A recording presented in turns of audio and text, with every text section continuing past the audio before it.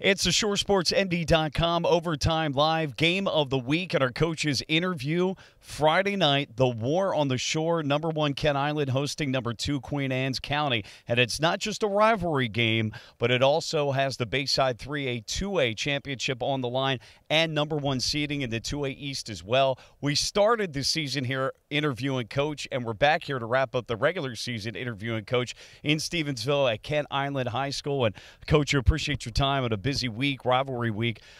Let's first talk about, though, from week 1 to week 9, what are you most proud about as you enter this week with your team? I tell you, words can't explain how proud I am of these guys, because we went from a team that had 4 returning starters to the point where now we are fighting for position to host all the way through the playoffs. And you know, we've had a lot of obstacles for this team in the early starts of the season, so I'm so proud. They didn't complain, they didn't whine, they didn't cry about things not going their way. I mean, even after getting a beating from Easton, they were absolute in the way they worked, you know, and I'm so proud of these guys, and no matter the outcome, nothing will take that away from the way I feel about these young men. I know I asked you this on the radio several weeks back, but every year each team has its own distinct personality. What stands out about this team in the 2022 season? Honestly, I think they're fearless. They really are. Nothing seems to faze them, whether it be the beginning of the season when they did the track and took a game away from us at home, whether it be getting a beating from Easton the first week, whether it be the first week actually our offensive headline coach quit. They've not skipped a beat.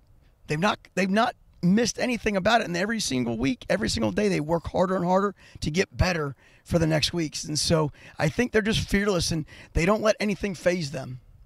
Coach, we just talked about there's a lot on the line, but even if there was no 3A, 2A championship on the line, even if the number 1 seed in the 2A East wasn't on the line, and let's say that not every team got into the playoffs, even if no team got into the playoffs or not every team got into the playoffs and seeding wasn't a factor in this one, it's the War on the Shore rivalry game. Talk about what this rivalry means to the Bayside and to these two schools.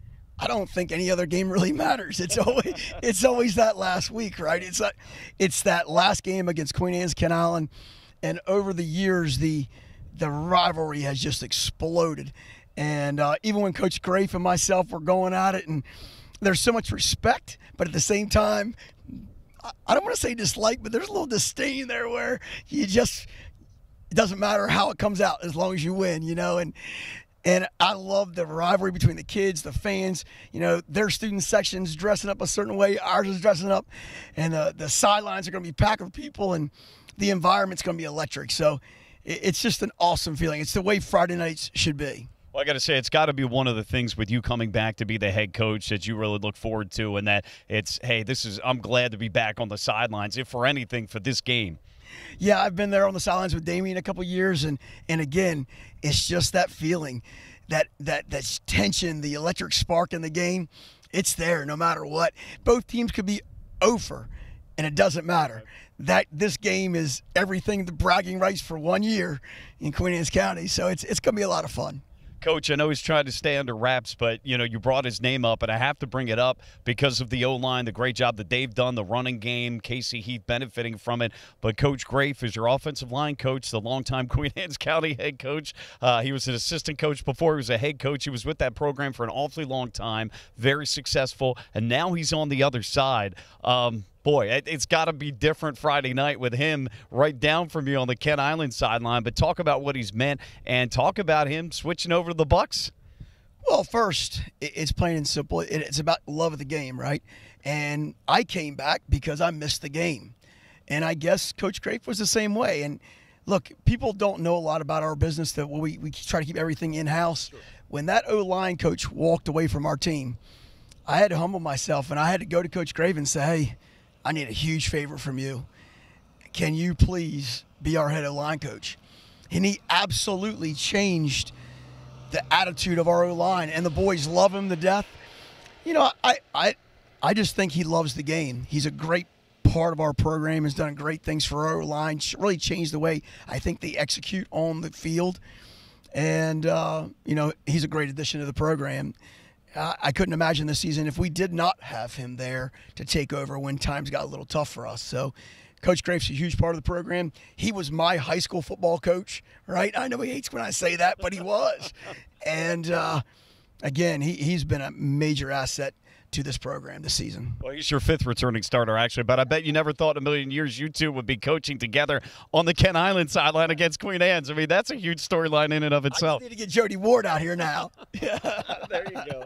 Well, Coach, let's get down to brass tacks. Friday night, kickoff at 6 o'clock. Pregame at 5:40. Of course, we'll have the game on 94.3 Winx FM, ForeverMidshore.com, and the Forever Radio app. But what specifically, this year between these two teams in 2022, what's it going to take for this Buck squad to beat this Lion squad Friday night?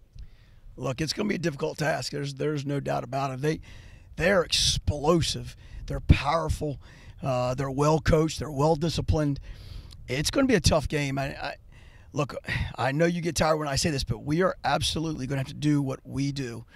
And I don't care anybody's record. I don't care. We have to do what we've done the entire season. That is execute, run the ball well, be efficient, can basically do what we do on offense. Defensively, look, Tim's done a fantastic job. Goodrich is an incredible defensive coach. I think he's got a great game plan established, and containing that offense that is so explosive is going to be a difficult task. It's going to be a great game, so if you're in town, you better come out and watch it because it's going to be an awesome thing to watch. And you can listen to the stands on a radio broadcast. I don't think you guys, though, have faced, although you do in practice, I'll say. You've got two of the best backs in the Bayside playing one another, two in the top 5 in the state in terms of rushing yards. But in terms of your defense facing a running back like this, I don't think you guys have faced a running back like this yet. It'll be a heck of a test. Yeah, it's going to be a task for sure. You know, Smothers, without question, is probably one of the best in the state. There's no doubt about it. Look, quite honestly, if you look at the Bayside running backs in the past, you're going to put them up there with Ben Tate, right? You're going to put them up there with David Bailey. And then from Kent Island, you're going to put them there Evan Greenwood. Yeah. 3 of the best running backs ever to come off the Bayside. And Smothers is right there with all of them. And you know, so was Casey. Yep. You know, Casey's just a different type of runner. But it's going to be a great game. It's going to be a difficult task containing him. But we're going out there and going to fight and do what we do. Yeah. What ought to be a great one. Kent Island, Queen Anne's, the War on the Shore, #1 versus #2. Again, the Bayside 3A, 2A championship. The #1 seed for the 2A East, all on the line Friday night. Again, kickoff at 6, pregame at 5:40, 94.3 Winx FM, Forever Midshore, and the Forever Radio app. And we're glad to be bringing it to you as we do every year. Coach, appreciate your time. Looking forward to a great game. Thanks, Mike. See you on Friday. All right, now we're going to head to Centerville and catch up with Coach Al Waters of the Queen Anne's County Lions.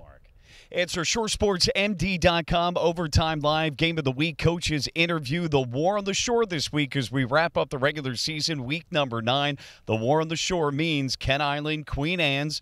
#1 Kent Island, #2 Queen Anne's. The game going to be played in Stevensville. We were just in Stevensville a little bit ago. We made the trek over on Route 50 and 301 to Centerville here at Queen Anne's County High School. We've got head coach Al Waters joining us. And, Coach, appreciate your time during a really busy week. Let's first talk about this season for the Lions. You know, you guys had, I believe, that 5-game winning streak last year, and it really showed, I think, that the future for the program was bright and that you were going to come back with a really good team this year.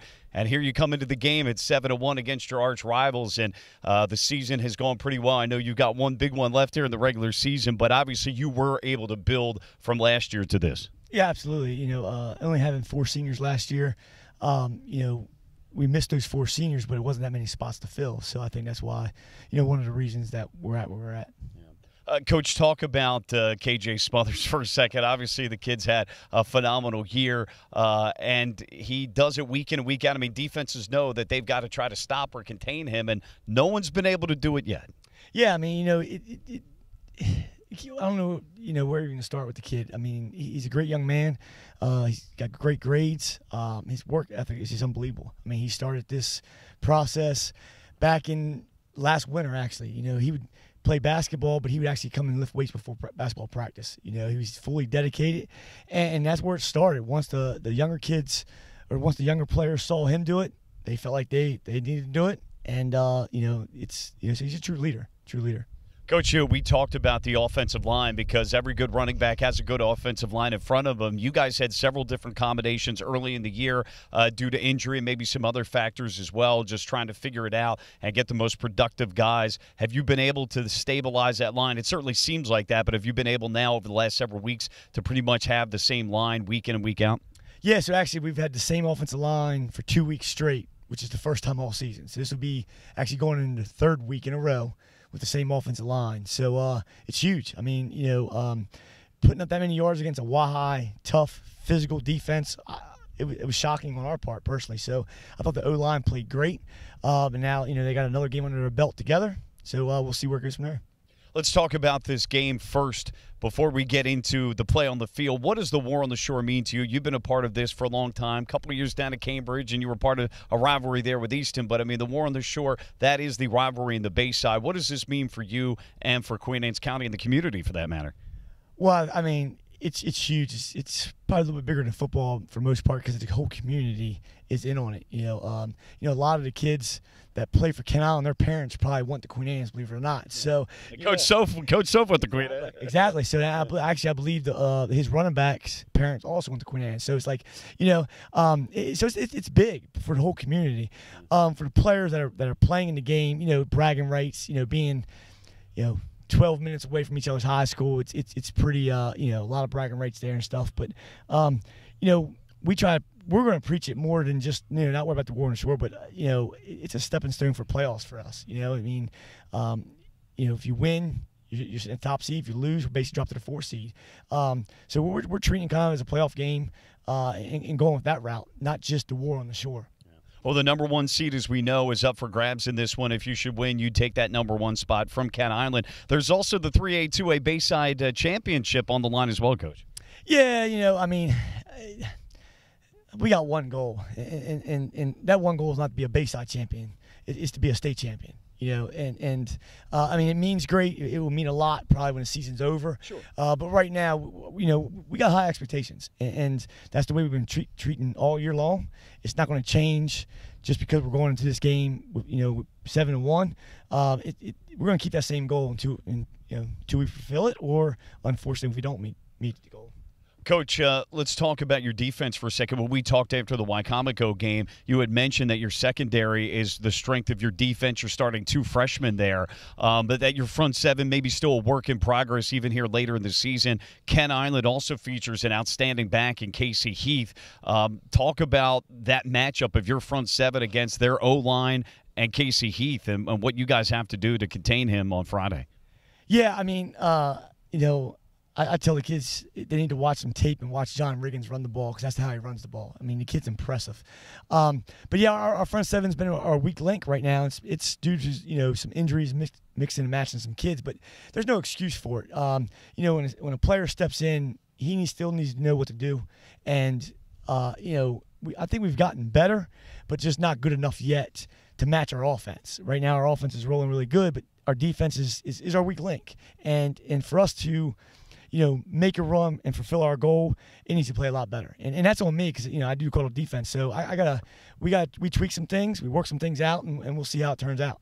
Certainly looked like in the second half of that game against Wicomico, the defense, stepped it up from the first half in that game. Coach, you just talked about, though, obviously one of the factors in the game about what has to be done, but what's another factor in order to win Friday night that you guys have to do or not do in order to win the football game? Well, I think 2 aspects. One is turnovers. Can't have turnovers, and the second one's going to be special teams. We got to do way better on special teams, especially on kickoff.